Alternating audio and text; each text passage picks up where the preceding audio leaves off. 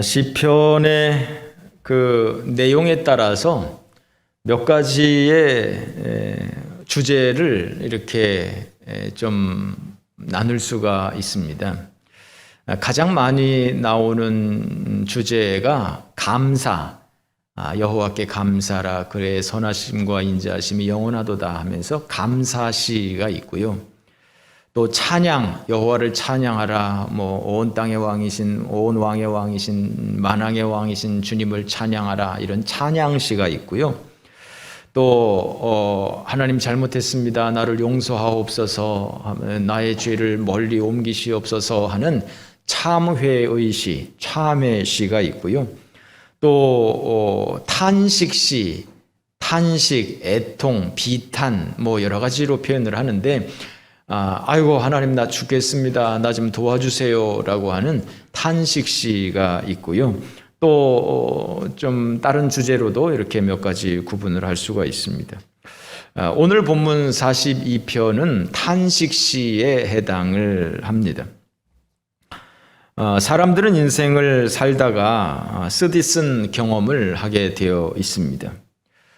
부부의 문제나 혹은 자녀의 문제나 혹은 여러 가지 사람들과의 관계 가운데서 오해와 질투와 시기와 모함과 거짓과 또 실패와 좌절과 질병과 재물과 배신과 이런저런 여러 가지 일로 인하여서 참 마음이 우울하고 어려울 때가 있습니다.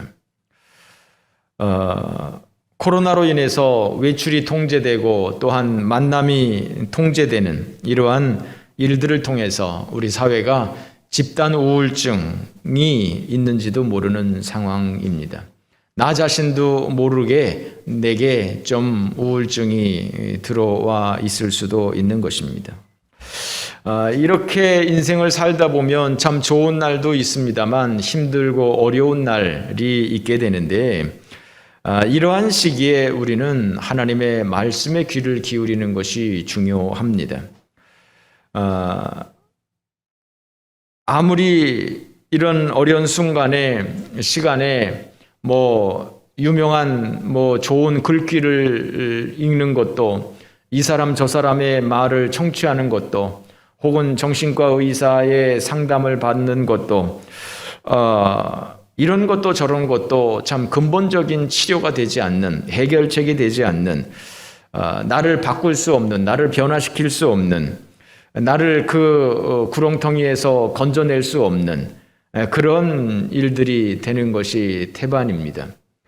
오직 말씀의 능력이 나를 치료하고 나를 그 수렁에서 건져 주시는 것이죠.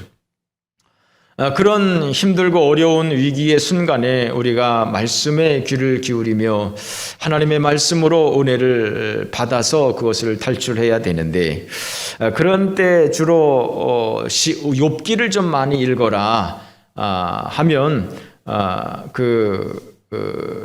욥기가 참 누구보다도 심한 고난을 겪은 사람이기 때문에 그 고난 가운데 있는 사람들에게 참 요긴하다 이렇게 말하는 분들이 많이 있는데, 저는 그렇게 권하고 싶지 않습니다. 왜냐하면 욥기는 1장 2장 부분에서는 쉽게 이해가 될 수 있는 부분입니다만 그 이후에 가면 결코 내용이 쉽지가 않습니다. 좀 어렵습니다. 욥기를 충분히 이해하고 은혜 받을 수 있는 사람들은 그야말로 상위 5% 이내의 사람들이나 가능할까? 사실 평신도 입장에서 욥기를 통해서 구구절절히 은혜가 되는 것은 쉽지 않습니다. 저는 오히려 욥기보다는 시편을 권고해 드리고 싶습니다. 이 시편은 단편으로 되어 있기 때문에 이해하기가 아주 쉽습니다. 또 이 시편은 인생의 여러 가지 경우에 해당하는 슬픔과 기쁨과 미움과 여러 가지 인생에 겪을 수 있는 그러한 모든 감정, 희노애락의 그 모든 것들이 다 여기에 숨겨져 있기 때문에, 포함되어 있기 때문에 이 시편을 읽으면 딱 내 상황에 적합한 그런 내용들을 찾을 때가 많이 있습니다.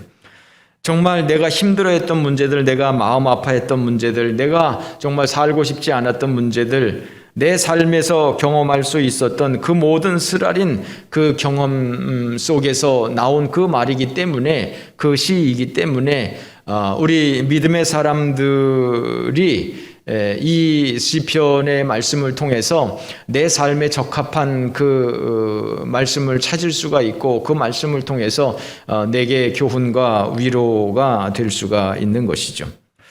그래서 오늘 이 본문도 힘든 인생을 살아가고 있는 여러분들에게 큰 위로가 되는 말씀이기에 오늘 이 말씀을 골라 보았습니다. 얼마 전에도 제가 말씀을 드렸습니다만 요즘에 우리 성도님들이 많이 힘든 일을 겪고 있습니다. 건강으로 인하여서 참 어려움을 겪고 있는 분들도 많이 있고요. 우리 김경애 권사님 맞죠? 자꾸만 제가 이름이 오늘따라 이렇게 헷갈리지. 김경애 권사님 무릎 수술 받고 뭐 또 여기저기 좀 몸도 안 좋으시고, 우리 최욱이 장로님 또 대상포진으로 참 많이 힘들어 하시고, 우리 윤 장로님 딸 혜원 자매도 또 디스크가 파열돼서 힘들고, 하여튼 여러분들이 이렇게 건강으로 인하여서 힘든 상황이고요. 또 물질적으로 어려움을 겪는 분들도 있고요. 하여튼 이렇게 저렇게 힘들고 어려운 일들을 겪는 분들이 많이 있어서 오늘 본문을 사실 선택을 좀 해 보았습니다. 그래서 이 말씀을 통해서 인생의 힘든 시간을 보내는 여러분들에게 큰 위로의 시간, 격려의 시간, 축복의 시간이 되어지시기를 주님의 이름으로 축원합니다. 오늘 본문 말씀에 보면 제목에 고라자손이 인도자를 따라 부르는 노래라고 하는 제목이 써 있습니다. 고라자손. 이 고라자손이라고 하는 것은 첫 번째는 레위 지파 사람들이고요. 이 레위 지파 사람들 가운데서 이 제사장이니 뭐 이런 것들을 다 하게 되는데, 이 고라자손은 한마디로 말하면 음악가 집안입니다. 그래서 이 고라자손이 성전에서 음악을 담당하는 사람들이었어요. 그 구약시대에 보면 수백 수천의 사람들이 하나님을 찬양하게 되는데, 바로 그 찬양을 담당했던 사람들이 바로 이 고라 자손입니다. 육성으로 찬양하는 성가대 역할을 하는 사람들, 악기로 또 연주하는 그 사람들, 노래를 작사하고 작곡하는 이런 사람들이 고라 자손이었던 것이죠. 그래서 이 고라자손이 이 찬양을 만들고, 그리고 이것을 예배 시간에 성전에서 불렀던 그러한 찬양이 바로 이 42편인 것이죠. 성전에서 예배 찬송으로 불러졌기 때문에 성도들이 그 찬양을 배우고 일상에서도 많이 불리우는 찬송이었을 것입니다. 그런데 안타까운 것은 그 옛날에는 악보가 없었습니다. 가사만 있었습니다. 악보가 생긴 것이 현대에 생긴 것이기 때문에 그 옛날에는 그저 구전으로만 이렇게 전해졌지 그 악보의 형태로 존재하지가 않아서, 과연 그 옛날에 어떤 악보, 어떤 음료를 가지고 이렇게 찬양을 했는지 우리가 정확하게 알 수는 없습니다. 어떤 멜로디로 했는지. 그런데 감사한 것은 이 시편 42편이 오늘날도 찬송이 불려지고 있는 것이죠. 오늘날은 악보를 가지고 있어서 우리가 그 악보대로 찬양을 하게 되는데, 우리가 잘 알려져 있는 목마른 사슴이라고 하는 찬양이죠. 이따가 우리가 예배 후에 이렇게 부르려고 합니다만, 목마른 사슴 시냇물을 찾아 헤매이듯이 내 영혼 주를 찾기에 갈급하나이다. 주님만이 나의 힘, 나의 방패, 나의 참 소망, 나의 몸 정성 다 바쳐서 주님 경배합니다. 목마른 사슴이라고 하는 이 찬양입니다. 참 재미있는 것은 이것이 3000년 전 이스라엘 사람들이 불렀던 찬송인데, 물론 멜로디는 다르지만 음률은 다르지만 오늘도 우리가 이 찬송을 부르고 있다고 하는 것이 정말 참 흥미로운 일이라고 생각하지 않으십니까? 이 찬양의 가사가 고난과 시련과 낭만과 절망과 좌절과 회의와 마음의 상함과 이런 모든 인생의 참 쓴물을 경험하게 하는 참 인생의 그 어두운 그 시절을 이렇게 생각하게 하는 이런 내용인 것이죠. 이런 것들이 모든 인생에게 공통적인 것이기 때문에 이런 인생의 쓰라린 경험들이 모든 인생의 공통적인 것이기 때문에 그 옛날에도 이러한 찬송이 즐겨 불려졌었고, 또한 오늘날도 우리가 이 찬송을 부르면서 은혜를 받게 되는 것이죠. 그러니까 동서고금을 막론하고 사람들이 겪는 일들은 비슷비슷한 것이죠. 그래서 지금 우리가 마음의 고통을 겪는 것이나 그 옛날 사람들이 마음의 고통을 겪는 것이나 내용은 다를 수 있겠습니다만, 정도는 차이가 있을 수 있겠습니다만, 참 그런 인생의 어두운 날들을 경험하게 되는 것이 바로 인생이고, 그런 공통 분모가 있기 때문에 이런 시편 42편 같은 이 비통, 애통, 이런 시가 우리들에게 가슴을 울리는 말씀이 되는 것이죠. 먼저 1절 말씀을 우리 다 같이 한번 봉독해 보겠습니다. 1절 다 같이 읽습니다. 시작.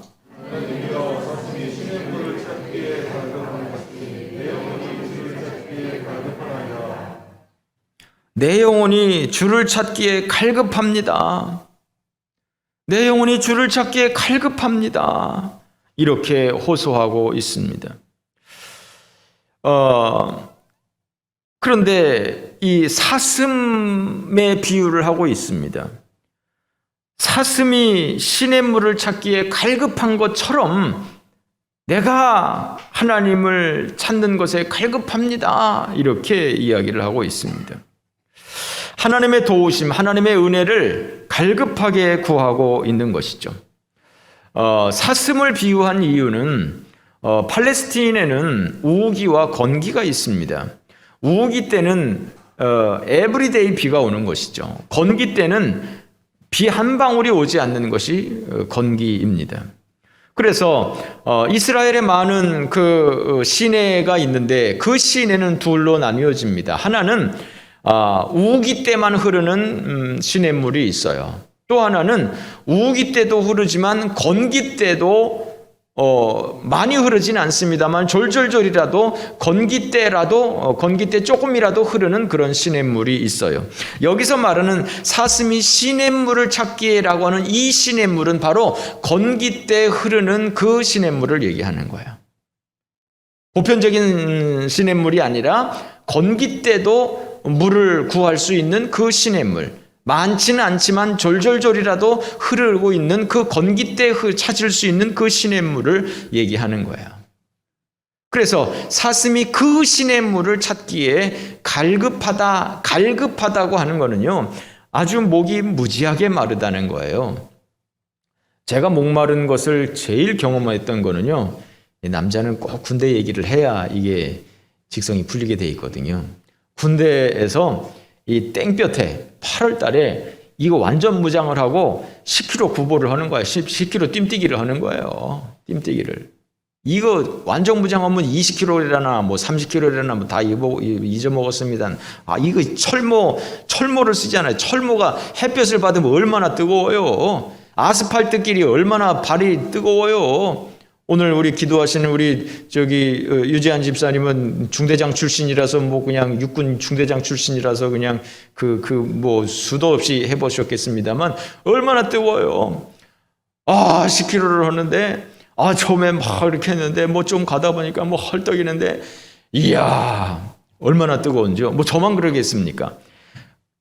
시골길 동네길을 뛰다가 저 시골 집에 우물이 있는 걸 발견한 거예요. 이 펌프가 있고 거기에 다라이가 있고 거기 물이 고여 있는 걸 본 거예요. 이 뜀뛰던 이 사병들이 뭐 지휘관이 있건 없건 간에 그거 안 가리고 그냥 전부 다 글로 달려간 거예요. 누구나 할 것 없이 그냥 한 놈이 뛰니까 그냥 전부 다 뛰어가가지고 거기서 그냥 물을 먹는데, 물을 먹을 수가 없죠. 이거 뭐 바가지가 없잖아요. 그거 줄 서서 어떻게 기다려요. 손으로 퍼먹을 수도 없고. 그러니까 철모를 꺼내가지고 철모에다가 물 받아가지고, 뭐 철모가 얼마나 더러운지 아세요? 철모 생전 닦는 줄 알아요. 그거 기름으로 닦아요. 또 닦아도 기름은 뭐 좋은 기름으로 닦으겠어요? 아이고, 저도 철모로 물을 먹었어요. 그때가 정말 제일 갈급했습니다. 그런데 이 사슴은요, 이게 생긴 것과 달리, 우리가 상상하는 것과 달리 얘가 성질이 좀 급하대요. 얘가 원래 몸이 뜨겁고요. 그래서 사슴피를 먹는가 봐요. 몸이 뜨겁고 성질이 급하대요. 다혈질이래요. 그래서 목마른 걸 견디지를 못한대요. 그런데 이 건기때는 물을 찾을 수가 없잖아요.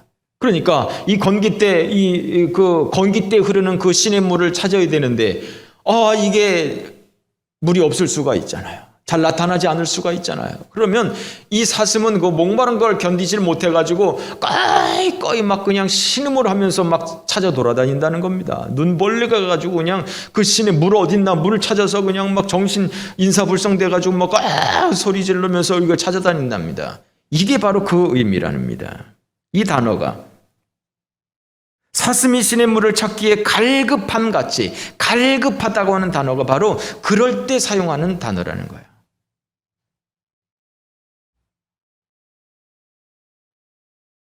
그렇게 간절하게 내가 하나님을 찾고 있습니다. 목마른 사슴이 시냇물을 찾기에 갈급한 것처럼 소리를 지르면서 그 시냇물을 찾는 것처럼 내가 하나님을 그렇게 찾고 있습니다. 내가 하나님을 그렇게 갈급하게 사모하고 있습니다. 라고 지금 고백하고 있는 거예요. 왜 이렇게 이 사람이 하나님을 간절하게 찾고 있습니까? 그만큼 힘드니까요. 그만큼 어려우니까요. 3절 말씀해 보니까 사람들이 종일 내게 하는 말이 네 하나님이 어디 있느냐 하오니 눈물이 주야로 내 음식이 되었도다 말합니다. 사람들이 빈정거리는 것이죠. 야, 너 하나님 믿는다며? 네 하나님 어디 있어? 하나님한테 기도하면 된다며? 하는 것이죠. 10절에도 똑같습니다. 10절 말씀 보세요. 내 뼈를 찌르는 칼같이 내 대적이 나를 비방하여 늘 내게 말하기를 네 하나님이 어디 있느냐? 네 하나님이 어디 있느냐? 사람들이 종일 내게 하는 말이 네 하나님이 어디 있느냐? 너 예수 믿는다며? 너 예수 믿으면 잘 된다며? 너 하나님이 은혜 주신다며? 너 기도하면 된다며? 하나님 믿는 사람이 왜 그렇게 살아? 하나님 믿는 사람이 왜 일이 안 되는데? 왜 실패하는데? 왜 병이 드는데? 왜 어려운 일을 당하는데? 왜 불행한 일을 당하는데? 왜 잘 안 되는데? 이렇게 옆에서 사람들이 빈정거리는 것이죠. 가뜩이나 나 자신도 힘들어 죽겠는데, 가뜩이나 나도 내 짐이 무거워 죽겠는데, 다른 사람들이 나를 위로해주고 격려해주고 축복해주고 기도해주고 그래도 시원찮은데, 오히려 다른 사람들이 나한테 손가락질하면서 야, 너 뭐 그렇게 잘난 척하더니, 너 뭐 그렇게 믿음이 있다고, 너 뭐 그렇게 하나님 믿는다, 너 뭐 하나님이 다 해준다고 이렇게 하니 이게 더 진짜 머리가 돌 일인 것이죠. 그런데 이런 상황 가운데서 하나님은 잘 응답을 안 해주시잖아요.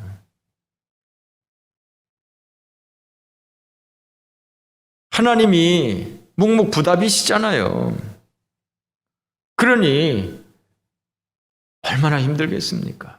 얼마나 마음이 어렵겠습니까? 그래서 4절 말씀 뭐라 그럽니까? 내가 전에 성의를 지키는 무리와 동행하여 기쁨과 감사의 소리를 내며 그들을 하나님의 집으로 인도하였더니 이제 이 일을 기억하고 내 마음이 상하는도다. 내 마음이 상하는도다. 마음이 상하는 거예요. 마음이 상하는 거예요. 전에는 사람들 데리고 성전에 가가지고 성전에서 사람들 데리고 다니면서 거기서 예배드리고 기뻐하고 찬송하고 했는데 지금 내 꼬락서니를 보니 사람들한테 손가락질이나 받고 나는 지금 어려움 가운데 있고 하나님은 묵묵부답이고 그래서 정말 마음이 괴로운 것이죠. 내 마음이 상하는도다. 그야말로 영어로 표현하면 heart ache. 참 마음이 상하는 것이죠. 마음에 상처가 되는 것이죠. 힘든 것이죠.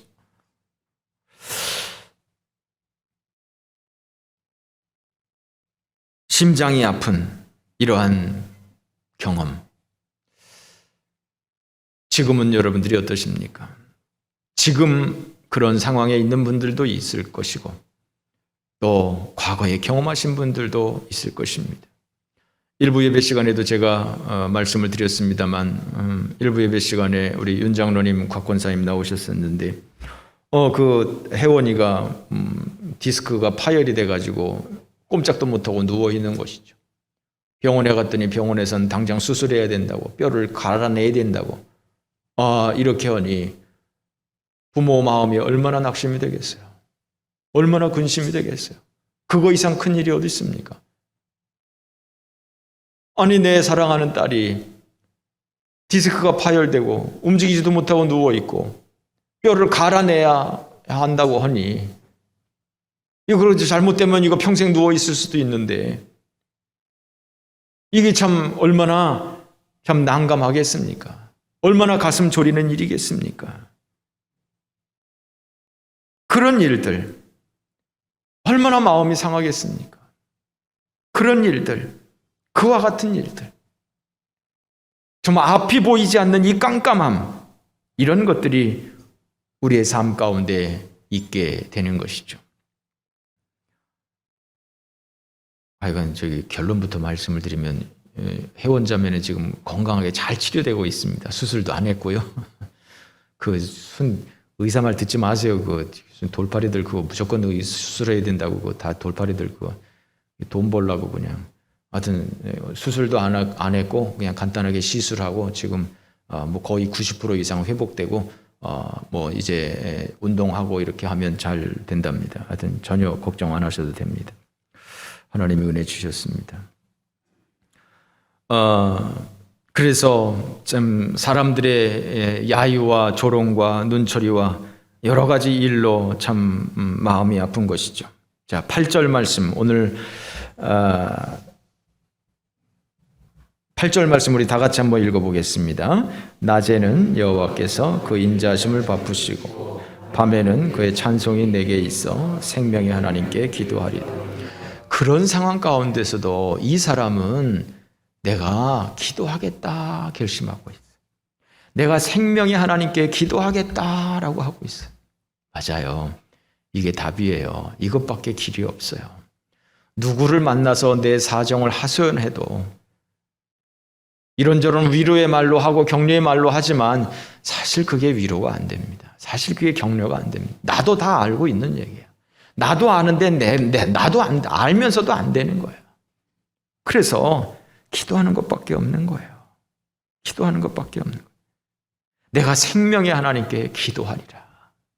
여러분, 혹시 여러분들이 고난 가운데 있습니까? 이런저런 일로 참 힘들고 어려운 시간을 보내면서 참 눈물 젖은 빵을 먹고 있는 참 사망의 음침한 골짜기를 통과하고 있는 이러한 상황 가운데 있는 분들이 있습니까? 가장 먼저 하나님 앞에 기도하셔야 돼요. 기도만이 우리를 그 늪에서 건져낼 수 있는 것입니다. 정말 하나님께서 쉽게 문제를 해결해 주지 않고 묵묵부답으로 있다 할지라도 그래도 기도밖에는 답이 없는 것입니다. 9절 말씀을 한번 보세요. 내 반석이신 하나님께 말하기를 어찌하여 나를 잊으셨나이까? 어찌하여 원수의 압제로 말미암아 슬프게 다니나이까? 하나님 왜 나를 잊으셨습니까? 왜 나를 잊으셨습니까? 왜 내가 저 원수에게 이렇게 어려움을 당해야 됩니까? 이렇게 고통하면서 호소하면서 하나님 앞에 기도하고 있는 이 모습을 보게 됩니다.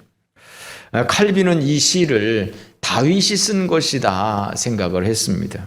다윗이 사울 왕을 피해서 도망 다닐 때 사람들이 자기를 비웃고 이렇게 했던 그런 원수들에게서 조롱을 받고 멸시를 받는 그런 상황 가운데서 쓴 시이다 이렇게 이야기를 했습니다. 뭐 그렇거나 저렇거나 그것이 중요한 것은 아니고 정말 이러한 상황 가운데서 이 사람은 하나님 앞에 그래도 기도했다. 그러므로 여러분, 우리들도 이런 상황 가운데서 이 고난의 때에, 이 환난의 때에, 이 시련의 때에 기도밖에 없는 것을, 기도가 정답인 것을 기억하시기 바랍니다. 얼마 전에 제가 조용필 씨의 꿈이라고 하는 노래를 소개를 해드렸죠. 지지난주인가 했는데 그 가사에 보면 이렇게 되어 있죠. 화려한 도시를 그리며 찾아왔네. 그곳은 춥고도 험한 곳. 여기저기 헤매다 초라한 문턱에서 뜨거운 눈물을 먹는다. 머나먼 길을 찾아 여기에, 꿈을 찾아 여기에, 괴롭고도 험한 이 길을 왔는데 이 세상 어디가 숲인지 어디가 늪인지 누구도 말을 안 내. 사람들은 저마다 고향을 찾아가네. 나는 지금 홀로 남아서 빌딩 숲을 헤매다가 초라한 골목에서 뜨거운 눈물을 먹는다. 이러한 노래를 가지고 이무진이라고 하는 젊은 청년이 싱 어게인 오디션에서 불러서 많은 인기를 얻었습니다. 결국 이 친구가 2등을 한 걸로 제가 기억하고 있습니다. 정말 노래를 잘 했습니다. 그런데 저는 이 친구의 노래를 들으면서 저 친구가 과연, 저 젊은 청년이 과연 저 노래의 그 쓴맛을 알까? 정말 홀로 남아서 빌딩 숲을 헤매다가 초라한 뒷골목에서 뜨거운 눈물을 먹는, 여기저기 헤매다가 초라한 문턱에서 뜨거운 눈물을 먹는 그 심정을 저 친구가 알까? 그것을 알면서 부르는 노래일까? 하는 것들을 제가 생각을 해보았습니다. 그리고 나중에 그 조용필 씨가 부른 그 원곡을 한번 들어봤습니다. 물론 뭐 당연한 이야기입니다만 조용필 씨를 가왕이라고 부르기도 합니다만 정말 그 조용필 씨가 부르는 그거에 보면 얼마나 애절한지, 얼마나 처절한지, 정말 그냥 듣고만 있어도 눈물이 나오는 그런 노래 아닙니까? 그 조용필이 부르는 그 고난, 그가 이해하는 그 고난과 그 이무진이라고 하는 이 20대 초반의 그 젊은 청년이 느끼는 그 고난과 그 깊이가 완전히 다르지 않습니까? 그냥 그 노래를 흉내내는, 그것을 감정적으로 머리로 이해하는 것과 몸으로 아는 것과는 이건 정말 차원이 다른 것 아니겠습니까? 사람들은 다 자기의 고난이 가장 심각하다 생각을 합니다. 내가 가장 불행하다, 내가 가장 힘든 인생을 산다, 내가 가장 고통스럽다 이렇게 생각을 합니다. 그래서 다른 사람들의 인생을 보면 참 다 좋아 보이고 편안해 보이고 아무런 염려 근심 없고 다 행복해 보이고, 나만 쓸쓸해 보이고 나만 초라해 보이고 나만 연약해 보이고 이렇게 되는데, 사실은 그 사람도, 다른 사람도 나를 보면 야, 저 사람은 무슨 걱정이 있을까, 무슨 염려가 있을까, 뭐 이렇게 생각하는 것이죠. 사실은 인생의 무게는 다 비슷비슷한 겁니다. 인생의 깊이가 깊을수록, 정말 고난을 많이 겪은 사람일수록 정말 인생의 깊이를 알게 되죠. 별거 아닌 것 가지고 참 인생의 그 쓴맛을 경험한 사람들은 조그만 문제를 가지고 힘들어하는 것을 보면 참, 야, 저것도 사치다 할 정도로 그렇게 느껴지는 분들도 있으시죠. 그러나 이렇거나 저렇거나 그 사람이 느끼는 그 인생의 무게는 다 힘든 겁니다. 다 어려운 겁니다. 그렇습니다. 우리 예수 믿는 사람이라고 해도 이렇게 힘든 인생을 살아가게 되는 것입니다. 사망의 음침한 골짜기를 통과해야 되는 것입니다. 이런저런 문제로 실패의 성공과 실패의 문제, 건강의 문제, 재물의 문제, 이런저런 문제로 우리가 힘들어할 수밖에 없는 것입니다. 예수 믿으면 잘 됩니다. 예수 믿으면 형통합니다. 예수 믿으면 하나님이 복을 주십니다. 그러나 고난이 없는 것은 아닙니다. 사망의 음침한 골짜기가 없는 것은 아닙니다. 그것까지 피하게 하시는 것은 아닙니다. 히브리서 11장에는 믿음의 사람들의 행적이 기록이 되어 있습니다. 그 히브리서 11장 마지막에는 그 믿음의 사람들이 얼마나 많은 고난을 겪었는지를 정리하고 있습니다. 히브리서 11장 35절에 보면 어떤 이들은 더 좋은 부활을 얻고자 하여 심한 고문을 받되 구차히 풀려나기를 원하지 아니하였으며, 또 어떤 이들은 조롱과 채찍질 뿐 아니라 결박과 옥에 갇히는 시련도 받았으며, 돌로 치는 것과 톱으로 켜는 것과 시험과 칼로 죽임을 당하고 양과 염소의 가죽 옷을 입고 유리하며 궁핍과 환난과 학대를 받았으니 이런 사람들은 세상에 감당치 못하느니라. 그들이 광야와 산과 동굴과 토굴에 유리하였느니라. 이렇게 힘든 인생을 사는 것을 이야기를 하고 있습니다. 그러면서 이 시편 42편의 핵심은 5절과 11절입니다. 이것이 똑같은 후렴구로 되어 있습니다. 같이 한번 읽어보실까요? 42장 5절 다 같이 읽습니다. 시작.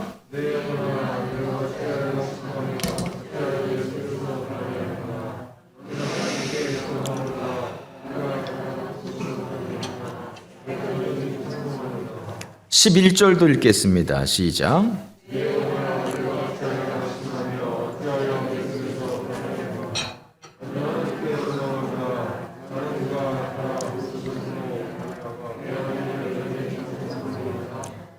43장도 똑같은데요. 43장 5절 한번 읽어보겠습니다.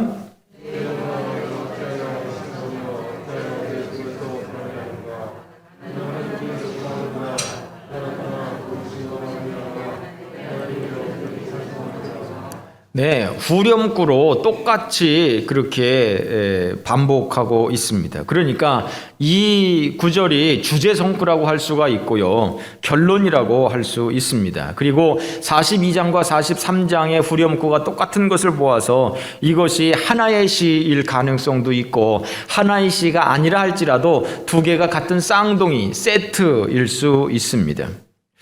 그래서 같은 후렴구로 사용을 하고 있습니다.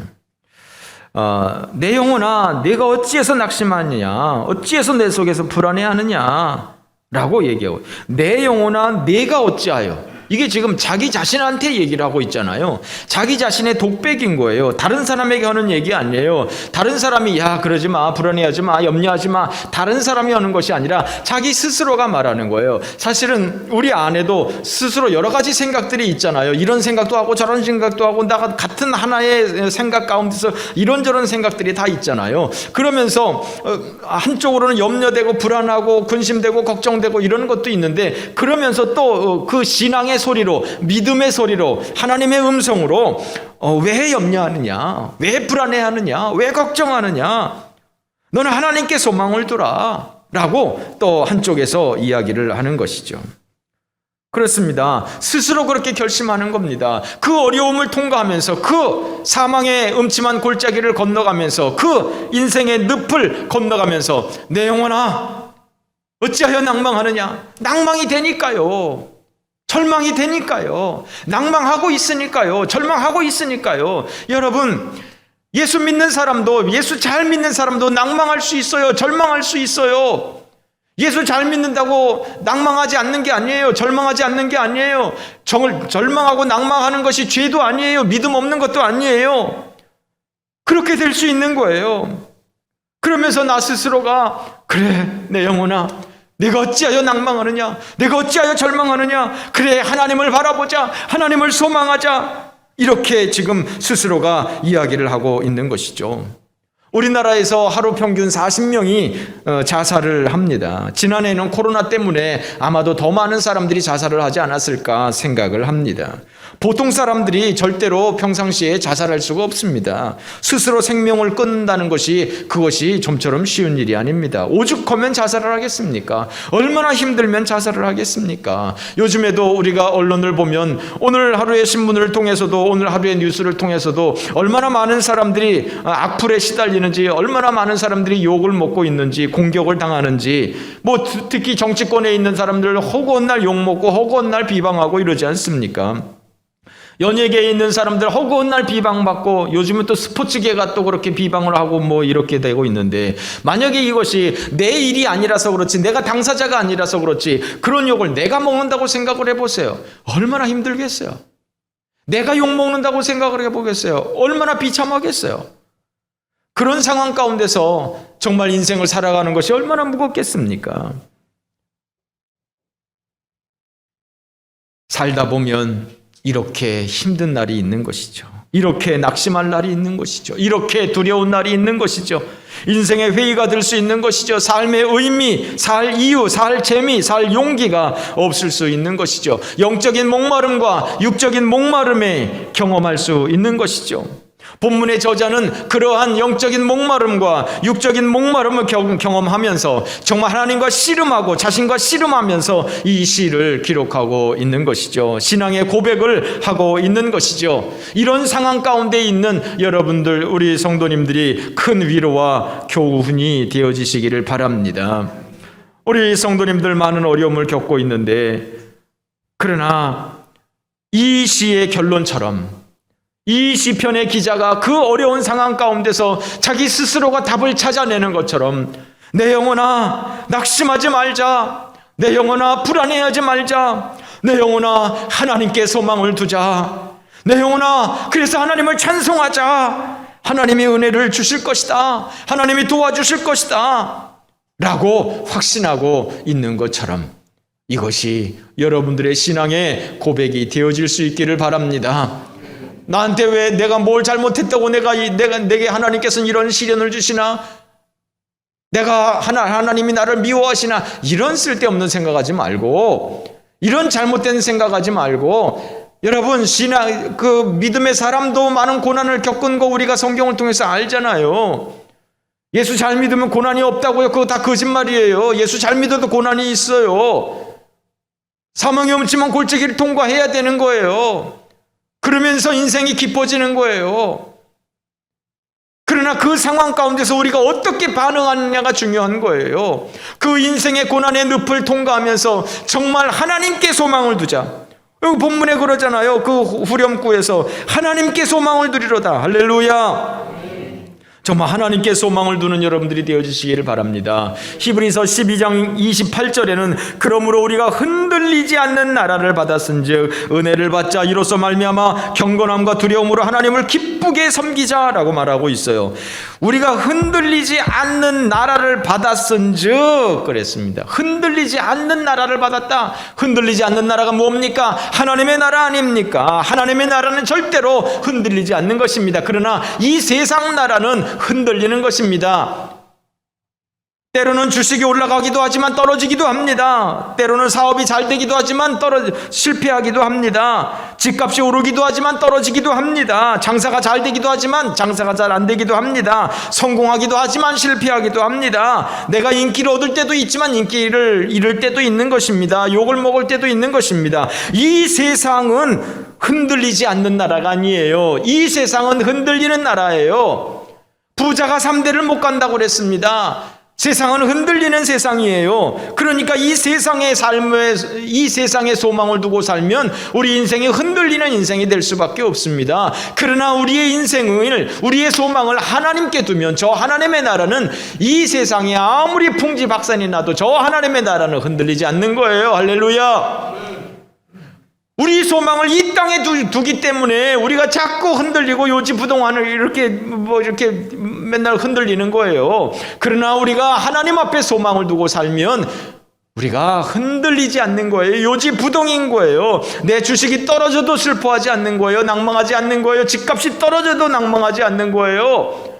내가 실패했어도, 내가 시험에 떨어졌어도, 내가 장사가 안 돼도 그것 가지고 내가 그거 아주 불안하고 막 그냥 걱정되고 막 이러다가 내가 실패하는 거 아닌가, 이러다가 내가 죽는 거 아닌가. 이 세상에 소망을 두니까 그런 것 가지고 자꾸만 이렇게 되는 거예요. 내 영혼아 하나님을 바라보자, 하나님께 소망을 두자라고 말씀하고 있는 것처럼 하나님께 소망을 둘 때 우리가 살아갈 수가 있는 것입니다. 오늘 이 후렴 말씀 다시 한번 살펴봅니다. 내 영혼아, 내가 어찌하여 낙심하며 어찌하여 내 속에서 불안해하는가? 너는 하나님께 소망을 두라. 나는 그가 나타나 도우심으로 말미암아 내 하나님을 여전히 찬송하리로다. 할렐루야. 그가 나타나 도우심으로 말미암아 그가 나타나실 것입니다. 그가 여러분들의 그 절망적인 상황 가운데서, 여러분들의 그 고통적인 상황 가운데서, 여러분들의 그 불안한 상황 가운데서 그가 나타나 도우실 것입니다. 우리가 하나님 앞에 작심하고 기도하고 믿음으로 살려고 애를 쓰고 하나님 나라에 소망을 두고 정말 누가 뭐라고 그래도 끊임없이 정말 하나님을 신뢰하며 기도로 나아갈 때 그가 나타나 도우심으로 말미암아 그 모든 문제가 해결이 되어지고 내가 여전히 하나님을 찬송하게 되는 날이 우리들 가운데 있을 줄 믿습니다. 그러므로 여러분, 어떤 절망적인 상황 가운데서도, 어떤 낭망적인 상황 가운데서도 슬퍼하거나 좌절하거나 낭망하지 말고 하나님을 바라보고 하나님을 소망하며 하나님 앞에 기도하며 믿음으로 살아가서 결국 하나님의 나타나심으로 그 모든 위기 상황 가운데서 벗어나고 하나님을 찬송하는 아름다운 우리 인생들이 되어지시기를 주님의 이름으로 기도하겠습니다.